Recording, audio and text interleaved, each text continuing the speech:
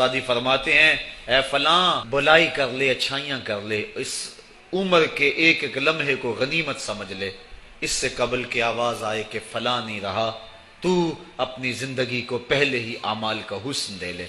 تو یہ وقت میرے اور آپ کے اوپر آنے والا ہے کہ ہمارے لیے بھی لوگ جمع ہو رہیں گے۔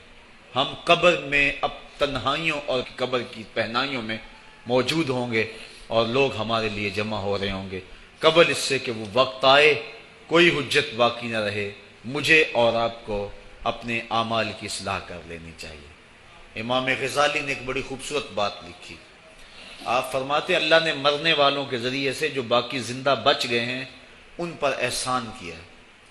عرض کی گئی احسان کیسے؟ وہ تو دکھوں میں مبتلا ہیں، جن کا بھائی چلا گیا ان کا کلیجہ پھٹ رہا ہے، جن کا باپ چلا گیا ان کی دنیا اندھیر ہو گئی ہے، جن کی ماں چلی گئی ان کے سامنے روشنی کا کوئی حوالہ نہیں رہا ہے، جس کا بیٹا چلا گیا اس کی کمر ٹوٹ گئی، جس کا بھائی چلا گیا اس کے بازو ٹوٹ گئے، اور تم کہتے ہو اللہ نے مرنے والوں کے ذریعے سے جو باقی پسماندگان ہیں ان پر احسان کیا۔ یہ احسان کیسے ہے؟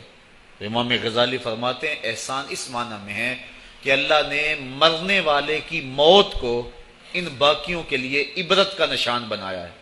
اگر اس کی موت ان کے لیے عبرت بنا دی جاتی تو یہ کیا کرتا؟ تو اللہ تعالیٰ نے گویا ان کی موت سے اس کو ایک اور موقع سنبھلنے کا دیا ہے کہ وہ لوگوں کی، عزیزوں کی، رشتہ داروں کی موت کو دیکھ کر اپنی زندگی کی راہوں کو ٹھیک کر لے۔ یہ جو مرنے والے ہیں یہ ہمارے لیے پیغام ہے موت کا، اور ہم ان سے دیکھ کر اپنی زندگی ٹھیک کر سکتے ہیں۔ حضرت یعقوب علیہ السلام جلیل القدر نبی گزرے ہیں، بنی اسرائیل کے مقتدا اور امام نبی۔ آپ نے حضرت اسرائیل سے وعدہ لیا ہوا تھا کہ میری روح قبض کرنے کے لیے اچانک نہیں آنا، بلکہ پہلے کو قاصد یا پیغام بھیج دینا تاکہ میں موت کی تیاری کر لوں۔ جو کہ اچانک موت سے حضور نے بھی پناہ مانگی، اللہم انی اعوذ بک من الموت الفجات، اے اللہ اچانک موت سے تیری پناہ چاہتا ہوں۔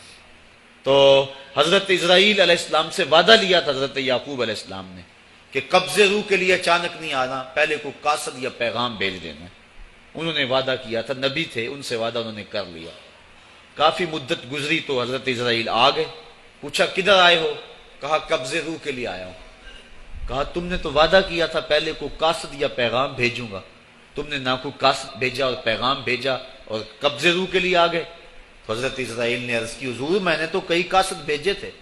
فرمایا میرے پاس تو ایک بھی نہیں آیا۔ کہا حضرت آپ کے سامنے کتنے لوگوں کی موت واقع ہوئی، یہ میرا قاصد نہیں تھا تو اور کیا تھا۔ آپ کی داڑھی میں سفید بال آ گئے، یہ میرا قاصد نہیں تھا تو اور کیا تھا۔ آپ کی آنکھوں میں سفیدی اتر آئی، یہ میرا قاصد نہیں تھا تو اور کیا تھا۔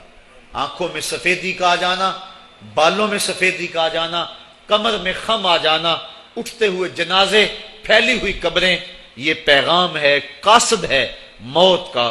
یا ایھا الانسان ما غرک بربک الکریم، اے انسان تجھے کریم رب کے دروازے سے کس نے دور ہٹا دیا؟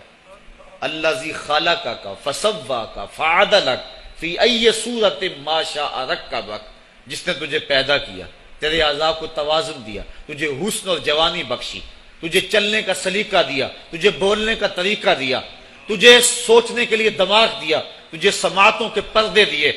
آج شیروں کو تو نچا لیتا ہے، ہاتھیوں کو تو بٹھا لیتا ہے۔ اے انسان ذرا غور تو کر، اس رب کا شکر کر، کیوں بھول گیا اس رب کو جس نے تجھے پیدا کیا؟ اگر تجھے پیدا ہی نہ کرتا تو کیا کرتا؟ پھر پیدا کر کے چھوڑ دیتا تجھے، اگلا تیری ذمہ داری اپنے ذمہ کرم پہ نہ لیتا تو بچا تجھے گرمی کی سختی سے کون بچاتا؟